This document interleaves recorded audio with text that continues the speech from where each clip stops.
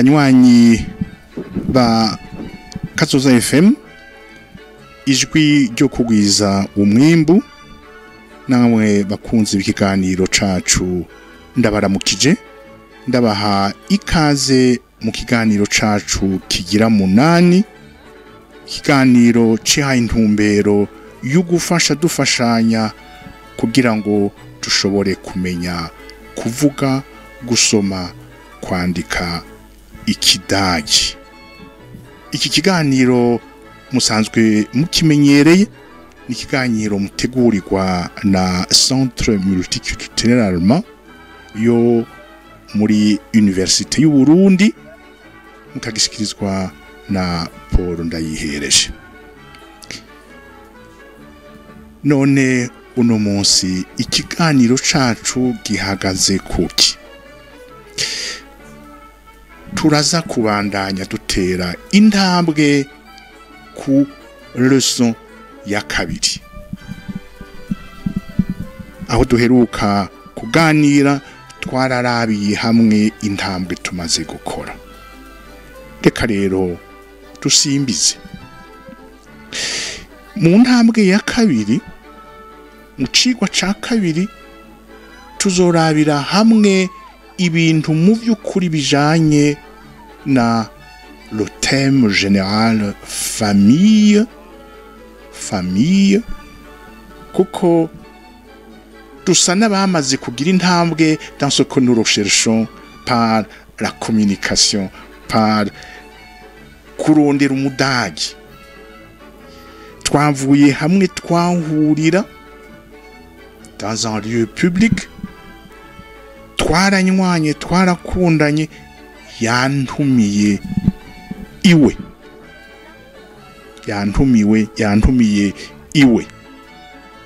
jewe yongishika hariya ndi mushasha bisigura ko niwe yantanguye kandi namukundiye. Rero ngaha ivyo tuza kuganiriwe si ivyo twaganiriye canke dushobora kuganirira dans un lieu public hanze twavuze koko nyene nk'abantu badafise umwe afise programme yiwe, turavuga izina, turamenya iyo tuva, turavuga indimi, turamenya indimi tuvuga, turamenya mbere niyo indimi tuvuga iyo tuva n'amazina. Ubu rero ko nagize amahirwe akantumira ntidusubira kuri icyo iyo theme, tuza kuvuga umuryango, tubandanya twidondorana mugabo ubu dushimikiye ku bo bagize umuryango. Kenshi barafise amafoto azokwereka inshuti yishimikije amafoto. Rero ivyo tugiye kubona nibi imbere ya vyose kubera aho ndamusanze si bya bindi hallo guten tag ego nivyo kumbure bizojako, mais hari ikindi ngaha compte tenu du nouveau lieu de rencontre ikintu nyamukuru cerekana mbere ko muri ko muratangura kunywana. Ni iki kibazo: wie geht's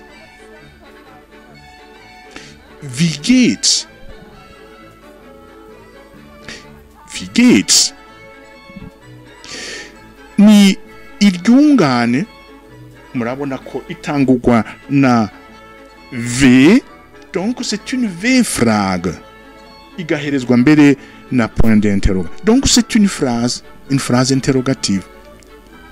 Ikisigura nga c'est ça sa grande particularité, et c'est bien yuko tukimenya kubera duhuriye kumuhana.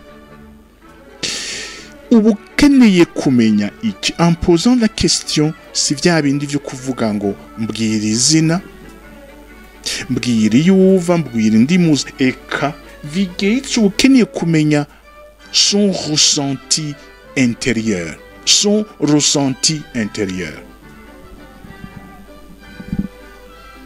Ni intambwe ihambaye dans le processus yo kumenyana no kugira umudaga umugenzi.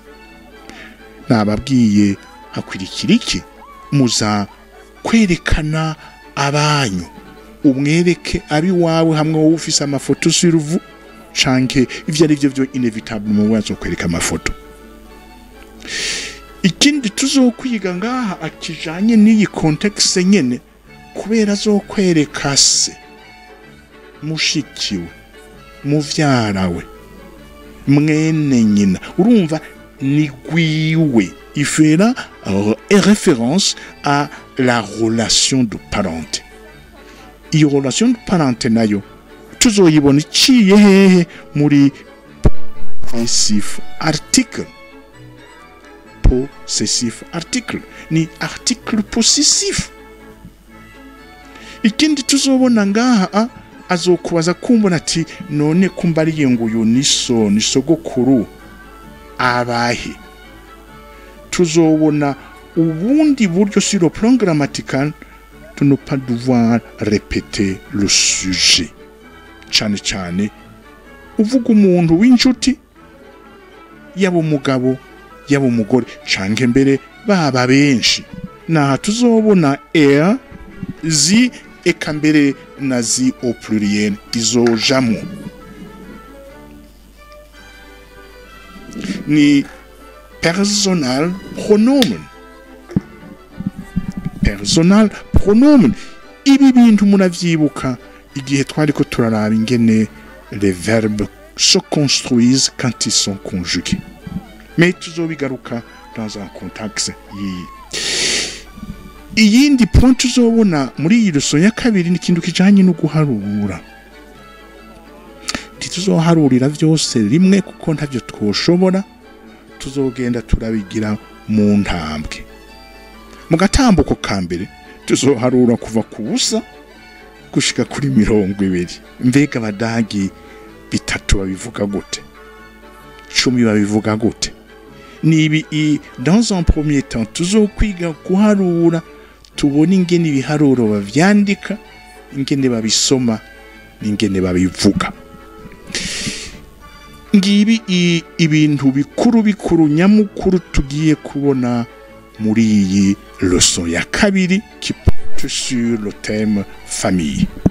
Il s'agit en réalité de savoir et d'apprendre des formules de présentation, non pas de soi-même à l'autre, mais de présenter à l'autre uyu muntu ubona kw'ifoto, en précisant votre qualité parentale, votre relation de parenté. Ngibi ivyo tugiye kubona. Reka tugire akantu ko gusubira inyuma gatonye ko twari twakibonye. Iki cambere nukubaza uwagutumiye, nawe akabaza umushitsi wiwe ingene yiyumva, ingene ameze. Muribuka, mumenye mufate yuko iyi formule elle est unique. Elle est unique dans une situation qui ukeneye kumenya le ressenti de votre partenaire, de votre vis-à-vis. Ubazuti wie geht's? Mugabo mu vy'ukuri ni mfunyafunyo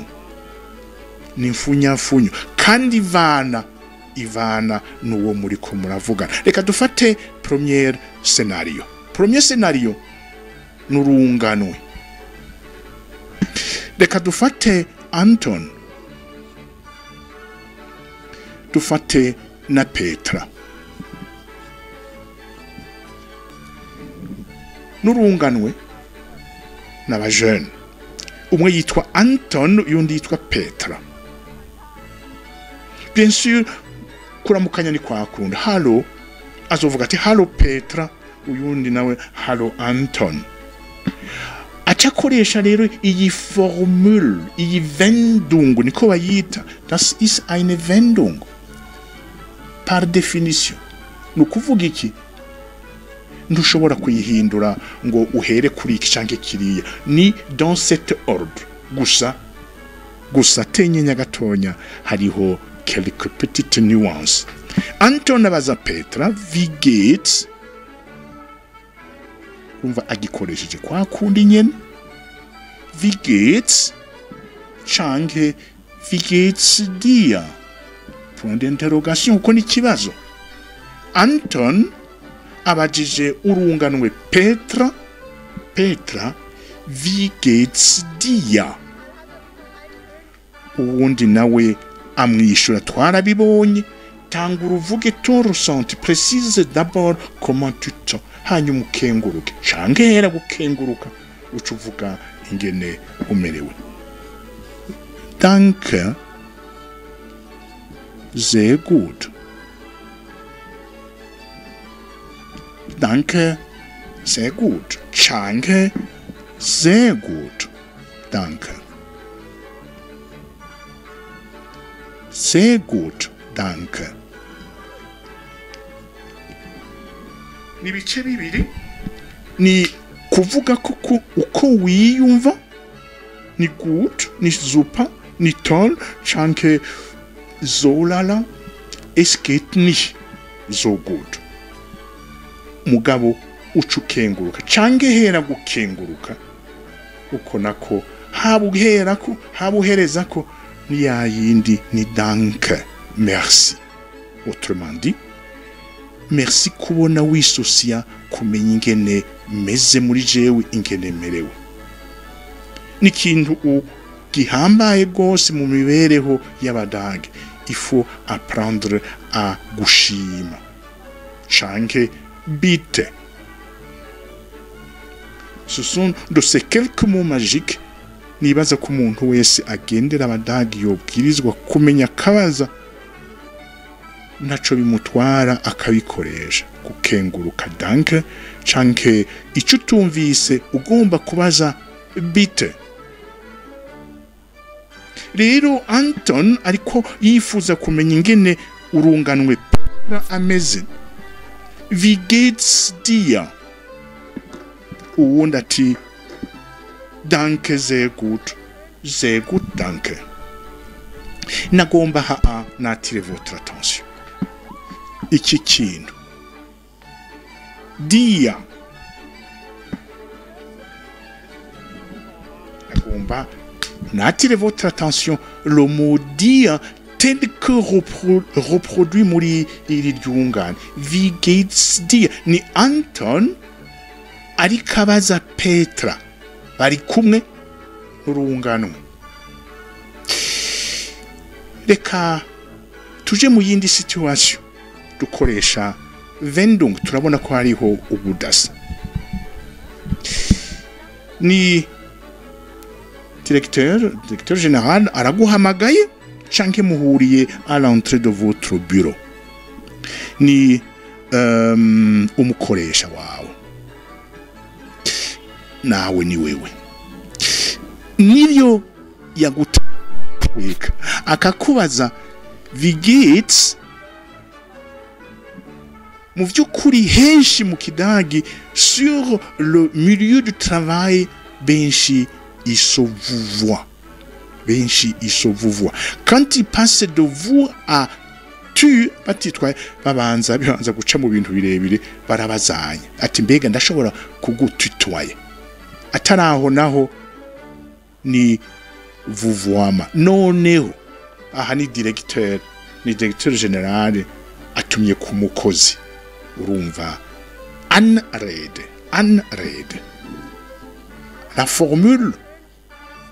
La formule d'appel anrede, ingene umuhamagara ndumutitwaye. Iyi dia rero urumva ni Anton ariko abaza Petro urungano, baratitwayana. Iyi dia ni wewe Petra tungana. Mugabo directeur général araguhamagaye, arakubaza ati wie geht es Ihnen.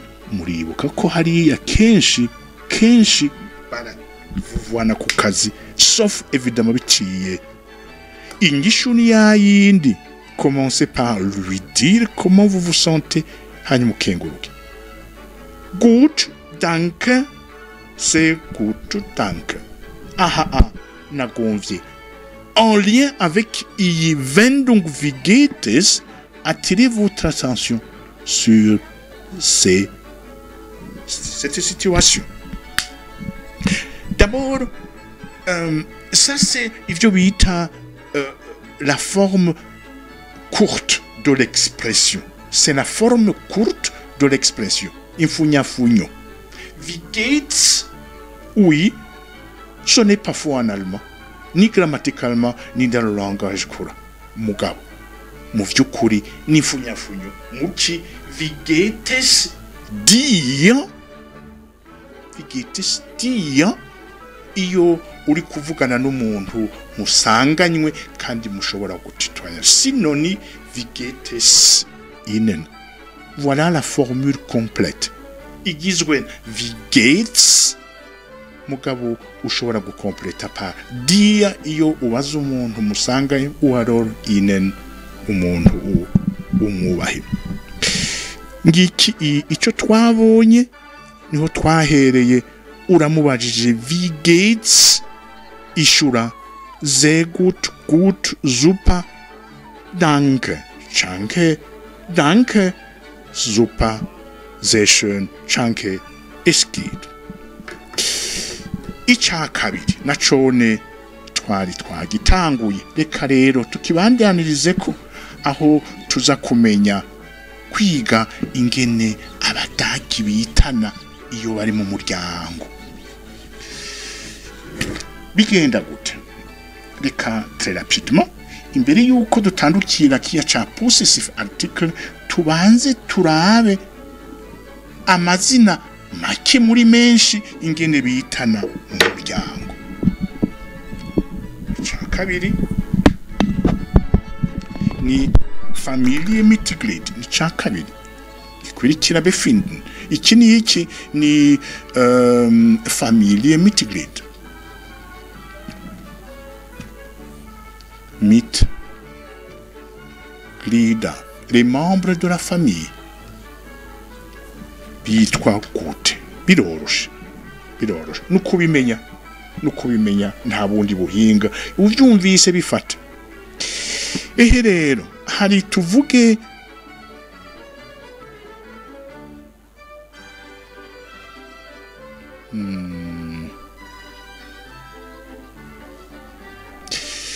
hanyuma tugire gutya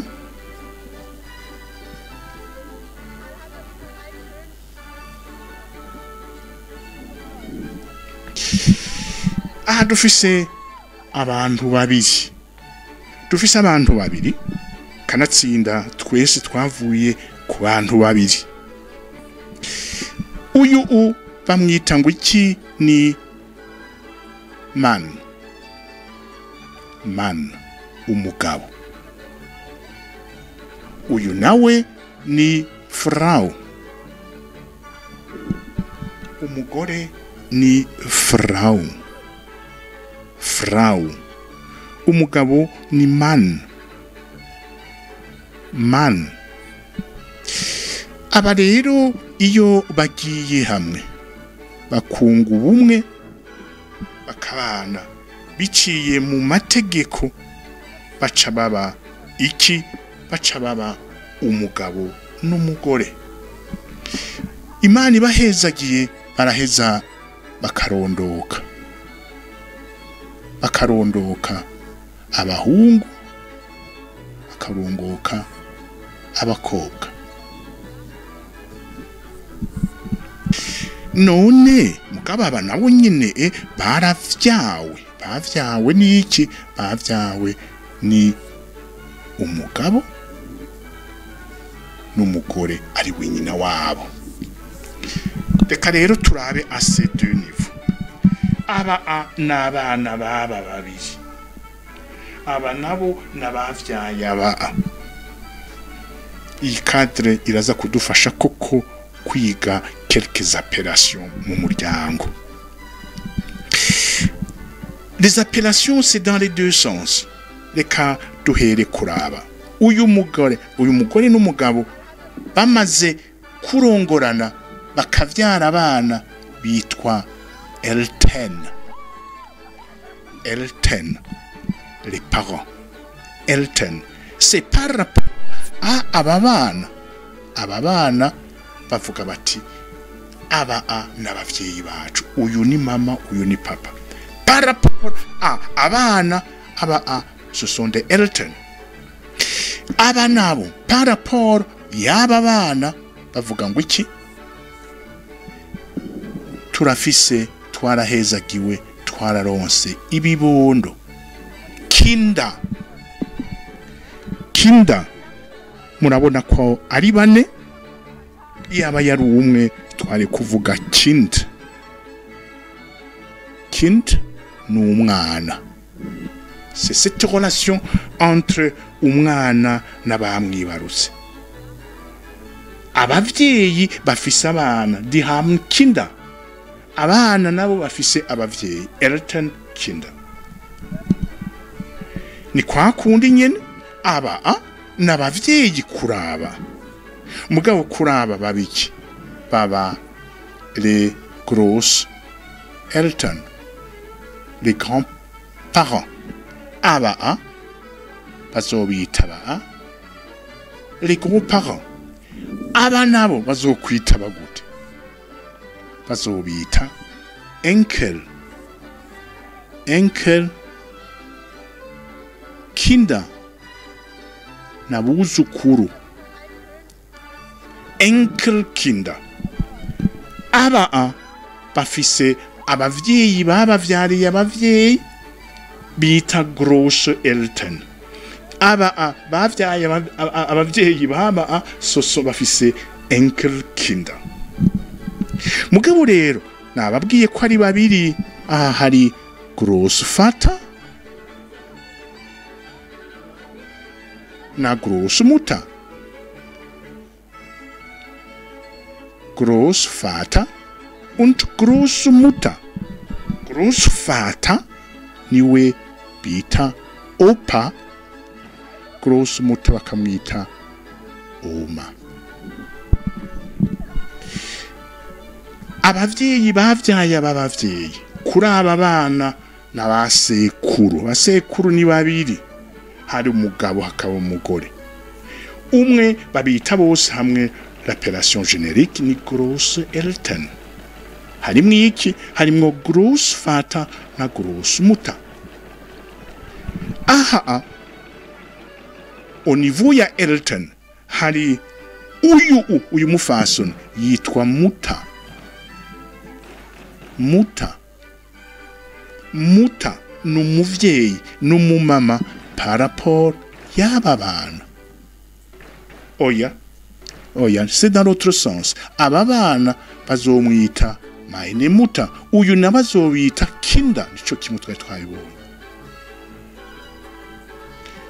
Uyu nawe ni Vater, kubera yahezagiwe akaronka abana. Vater, aba bana bazomwita Vater.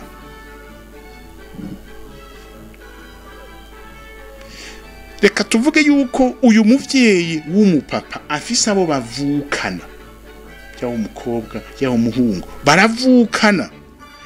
Afise Bruder, un frère, akagira na Schwester. Uyu umupapa arafise abo bavukana, uyu mumama arafise aussi abo bavukana, abahungu n'abakobwa. Aba par rapport à ses enfants, umwe ni oncle, uyundi ni tante. Uyu le frère a leur papa bamwita oncle. La sœur wa papa ni tante. Même chose.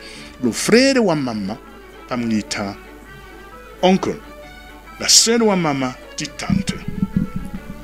Aba nabo twabonye ko ari Kinder par rapport yaba. Uko bavukana indistinctement de leur sexe biologique. Babita abavukanyi Geschwister. Geschwister n'abavukana abahungu n'abakobwa abahungu n'abakobwa bavukana babita Geschwister mugabo rero ugiye muri distinction de par leur sexe biologique ucuvuga bamwe na abakobwa das sind Schwester pardon das sind Tochter pardon Tochter abahungu nabo ni zone muri aba bana indistinctement uko ari bane bavukana ugomba kuvuga ko ari bane uyu muryango ufise abana bane bafise vier Kinder canke die vier Kinder ni Geschwister mais ugomba kubacamwo rero umugwi bamwe ni Tochter c'est par rapport yaba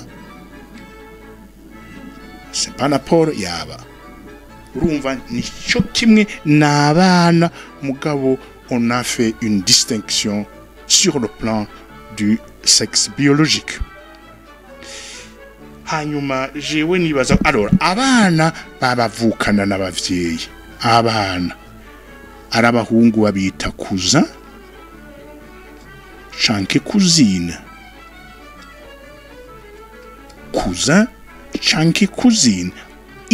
c'est cette relation entre ababana.